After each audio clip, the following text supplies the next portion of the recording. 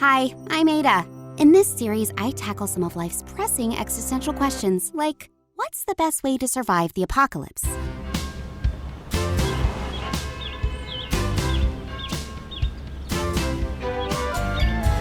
Do you ever look around and think, how is everyone just going about their business when there are so many ways the world could end? I want to shake them. Not that they'd listen to me. Not yet, at least.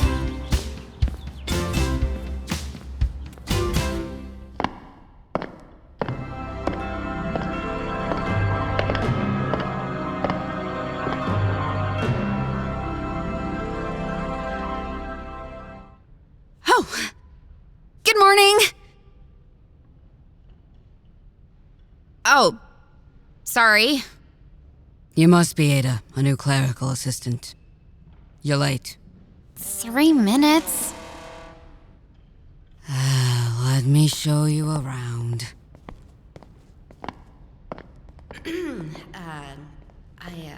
This library is amazing.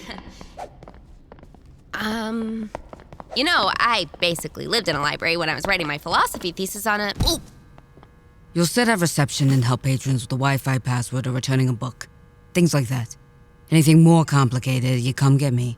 And when there are no patrons, there's plenty to keep you busy.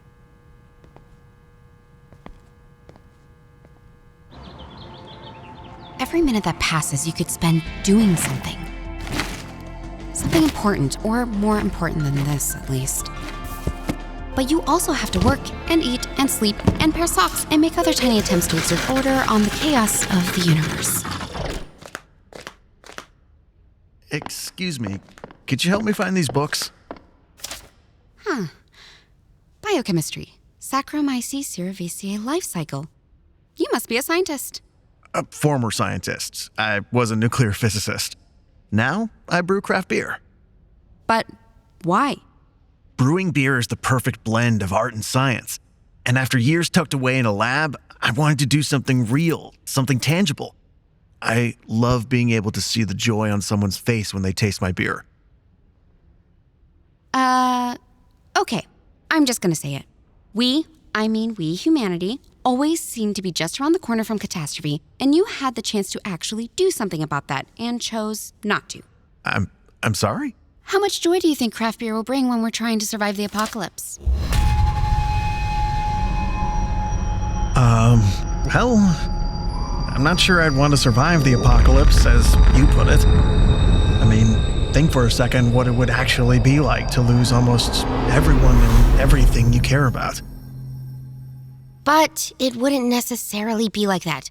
Yes, you would lose a lot, but even in a truly global catastrophe, there would almost certainly be places where most people and infrastructure survive. And have what kind of life, though? So, say our town survives. We have a lot of luxuries. Bars and coffee shops and souvenir stores selling magic crystals. Hey, sounds like I'll need protection from negative energy more than ever.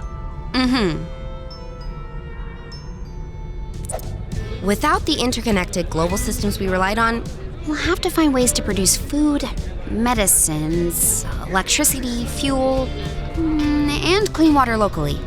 Our best bet to survive in the long run is to collaborate within our town, of course, but also with whatever other survivors we can contact. Hey, everyone! We need to ration our food until we can call for help. Hey! She wants to invite outsiders in to take our food. No, that's not what I said.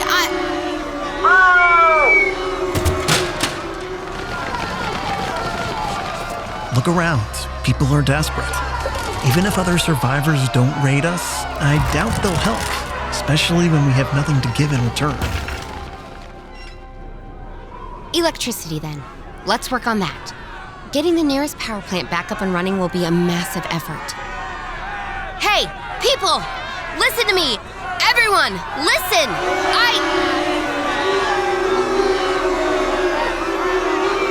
Guys, electricity will make things so much better. We'll do it for ourselves, not to contact other people. right?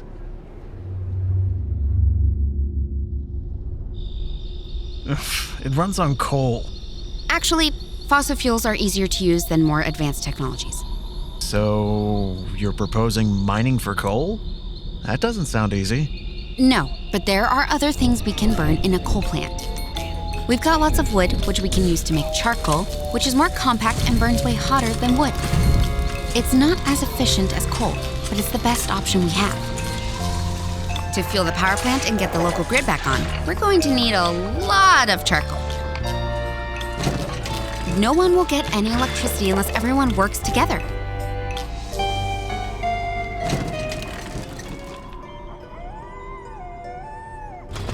Okay, there are ways to get a little electricity with a lot less fuel. They'll thank me later. The internet. Cellular data? Even landlines rely on physical infrastructure that seems like it's all been disrupted. Okay. So how can I get a message out? Well, radios pick up signals in the air. You can make a simple radio that doesn't even need electricity pretty easily. In World War II, prisoners of war scavenged the materials to make them. Any old wire will work as an aerial. It'll pick up the electromagnetic fields of passing radio waves.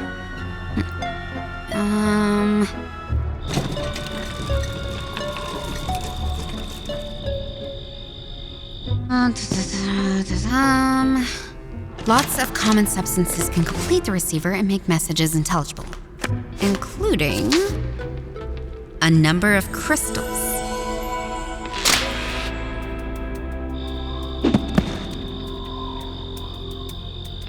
It's for the best.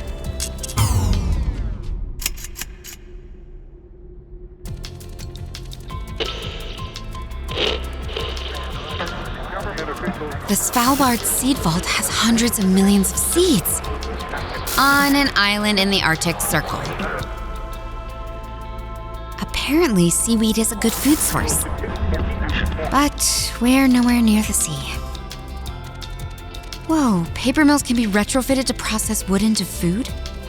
They break down wood in big vats. Then, instead of making the pulp into cardboard or paper, they use enzymes to convert the cellulose into edible sugar. Okay, focus. We don't have a paper mill, but we have plenty of wood. Hello? Can you hear me? We can trade wood for... Hey! We don't want outsiders flocking to our town. I'll find out who stole my stolen generator and steal it back.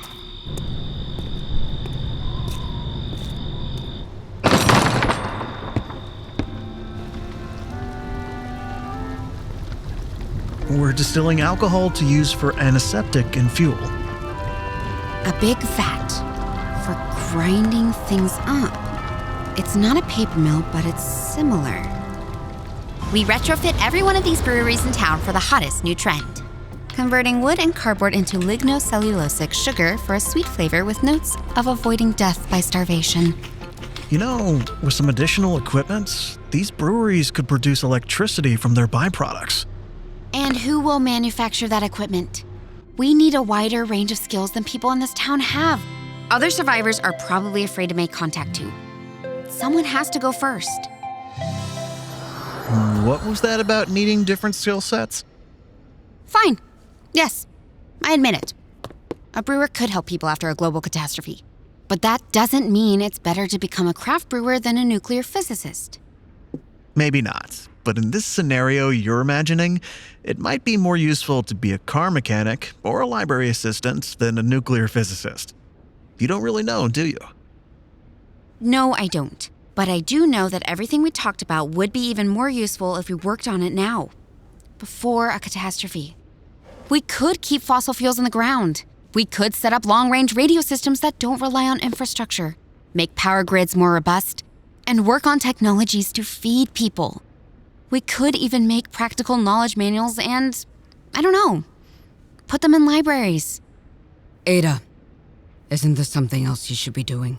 Yes, that's what I'm saying. The question is what exactly? The books, Ada. Get him the books. I apologize for the holdup. Well, I don't mind. I've learned to cherish every moment.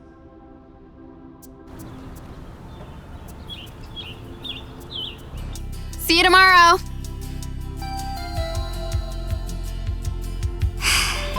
Something to aspire to. Next, I'll be contemplating a world where people can sell their organs. Follow along with the next episode, and make sure to subscribe to this channel so you don't miss a moment of my story.